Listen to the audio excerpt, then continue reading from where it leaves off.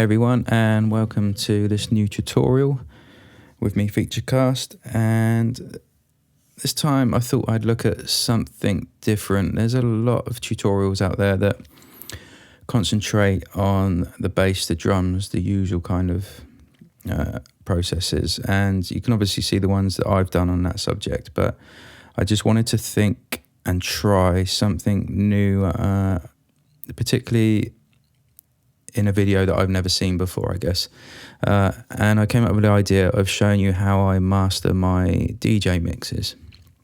I know there's a lot of DJs out there that follow me, and I thought this would be quite a cool thing to show you on how to process your mixes, just to make them sound a bit more together, a bit more of a complete product, just sound a bit slicker and more professional, I guess. So yeah, let's get into it. So first of all, most important thing is to record your mix well. If you're recording it on with turntables and serato, you want to obviously get a nice clean recording. Try not to peak too much. As you can see, you kind of I try not to record anything too loud and have at least a minus 6 dB kind of headroom to play with. That being because obviously the music you're mixing is mastered, so it's all going to be pretty under control, as you can see here.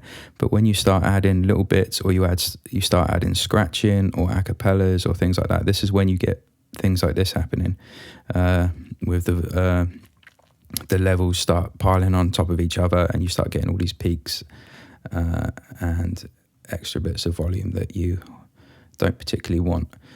So this mastering process is going to show you how to kind of keep control of these sort of parts. This isn't the same as mastering a track. Mastering a track is a lot more complicated, I think, and a bit more of a darker art, but this is kind of just about limiting the mix, tying the tracks together more and creating a finished product.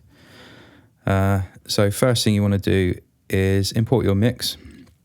As you can see, this is my Shambhala mix, and the first thing I would do is I'll listen through it, and if there's any particularly quiet bits in the track, whether that's down to I didn't have the volume loud enough, or the track itself doesn't have as many dynamics, so it doesn't really sound as loud as the track before, I tend to I get the automation up, and I will go through, look for those tracks, and I tend to bring the dB up a little bit.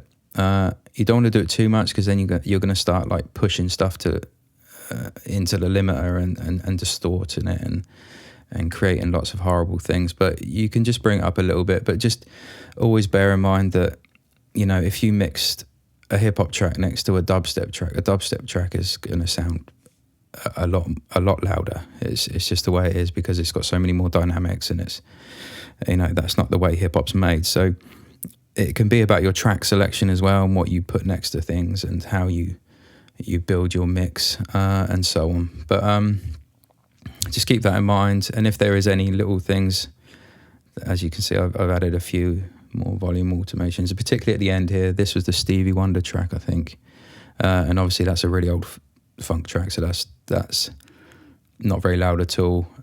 So I've brought the volume up on that. I think I actually remastered that track to bring the volume up as well, because it was so quiet compared to everything else in the mix, and I didn't want to end the mix you know, quietly. It needed to be fairly relative sort of comparison to the rest of the mix.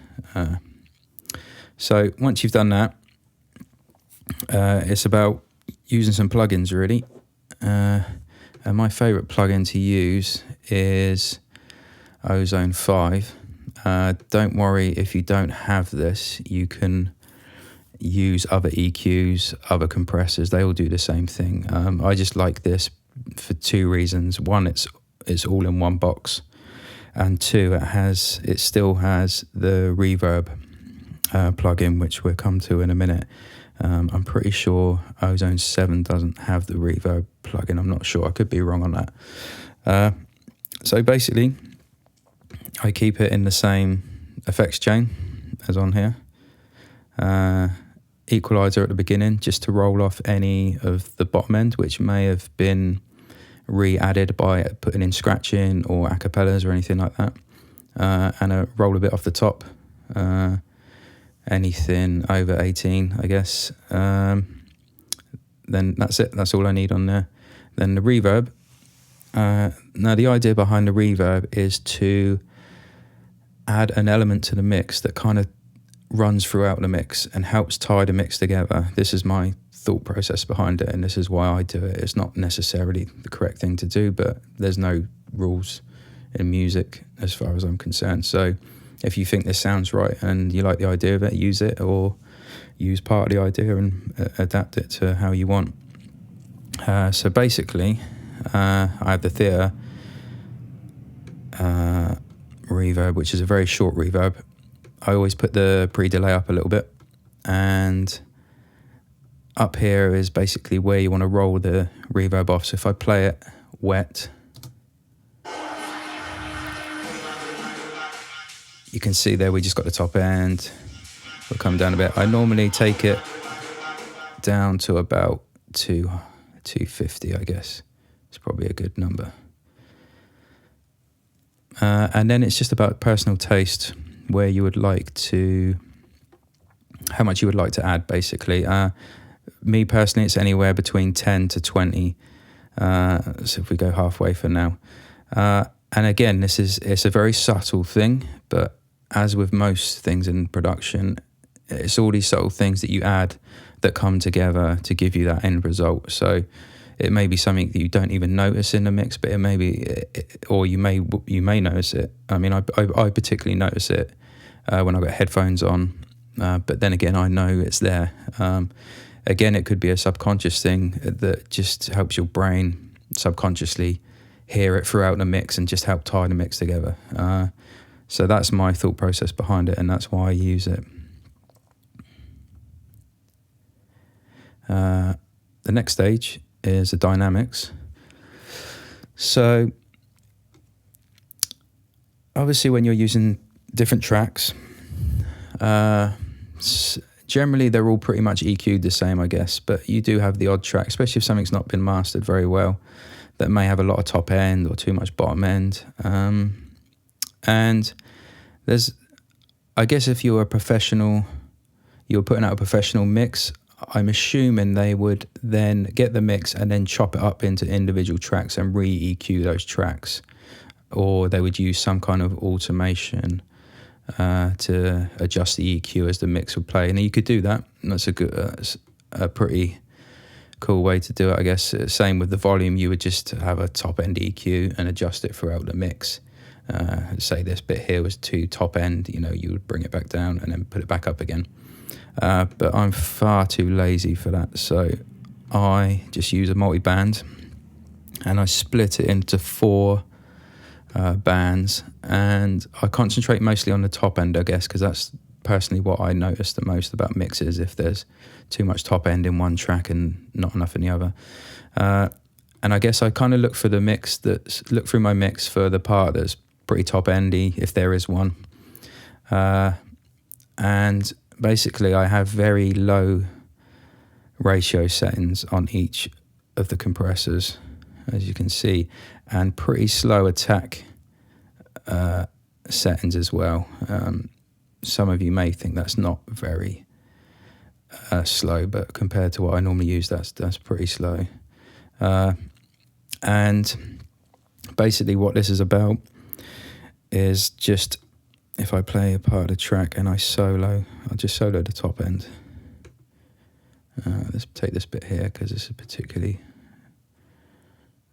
got some problems.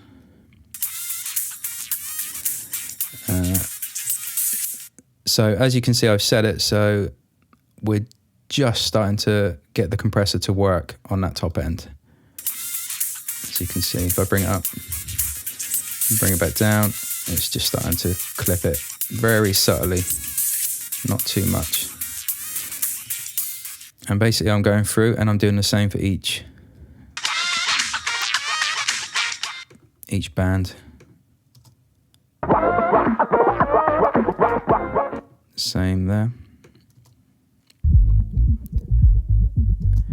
And very subtle on the bottom end. I think on the bottom end I would tend to have an even slower attack actually. And my idea and my logic behind that is if there's anything in the mix that does come through that's particularly has a lot of top end, this part of the compressor will catch that and it will bring it back down into comparison with the rest of the mix. Again, it's only a very subtle thing, but it also just adds a bit of, it just really makes it gel together, I think, and make the whole mix and all the tracks fit together a lot better. It's particularly noticeable in the top end and the bottom end. So that's kind of how I do that part. One good thing to do is to, once you've set this up, just jump through the track and play it at different points. And as you can see, every now and then it's hitting on certain bits to bring it back down. But as long as you don't go on a track and it's like bringing it right down to there, you know, which isn't going to happen. But, you know, that's just why you want to go through the mix and just check the odd little thing.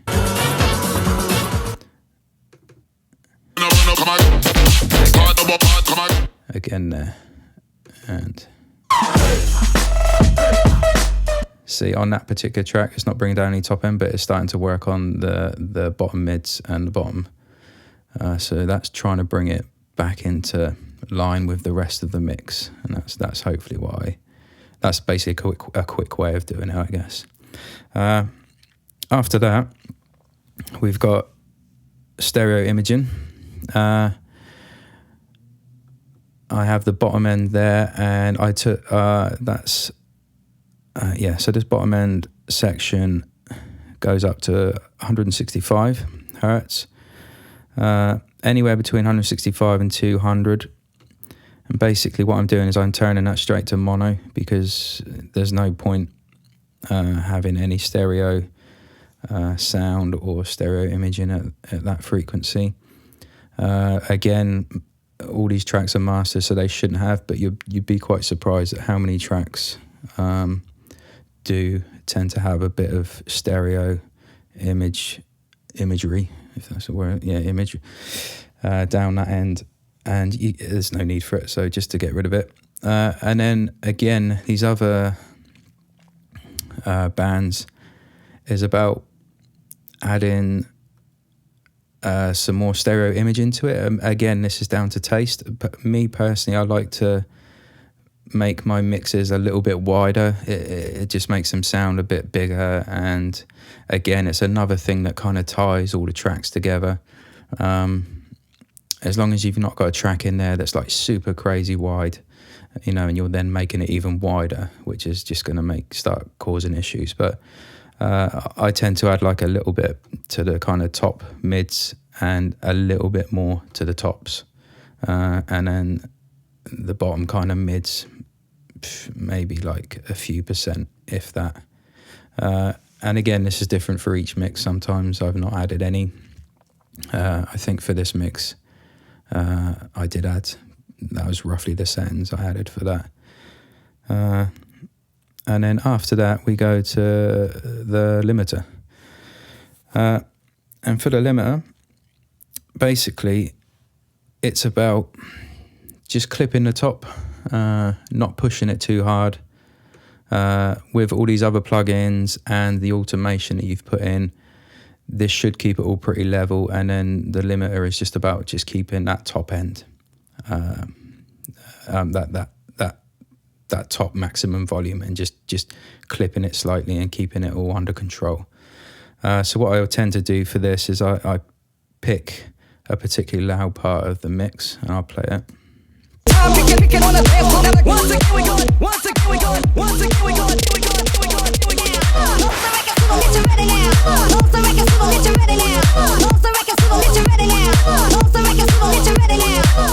So it's just working a little bit, and then what you want to do is I tend to just go back and forth through the track.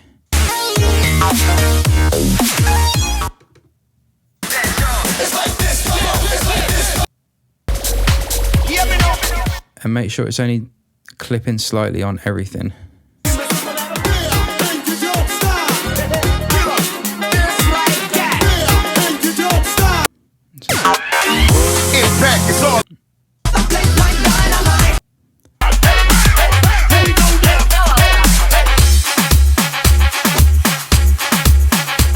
Okay, that seems alright. Right, so I'm kind of getting down to about there. Basically this, I chose a particularly bad part of the track there, although it was pretty loud. So if you're getting issues like this, where it's really jumping down, this is where you want to put some more automation in, just to bring it back down.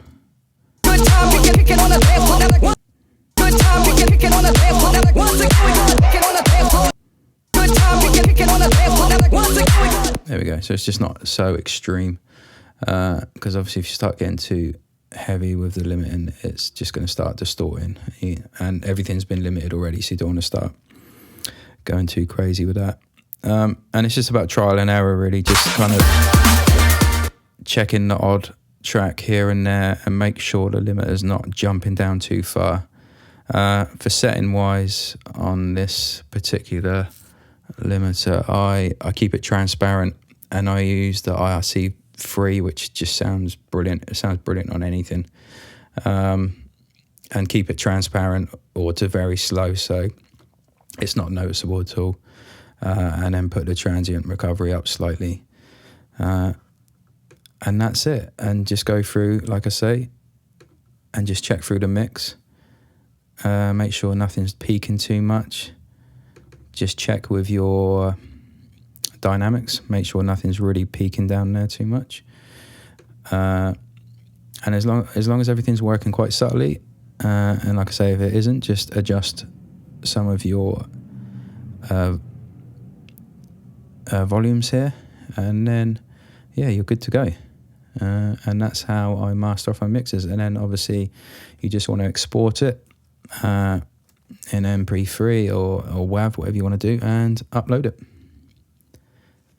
So thanks for joining me on this new tutorial. Don't forget, I'll be doing a bunch more of these in the future, and if you're interested, you can check out my new sample pack, which is available at Loopmasters, Beats and Breaks. There's volume 1 and volume 2 there. So thanks again, and thanks for watching.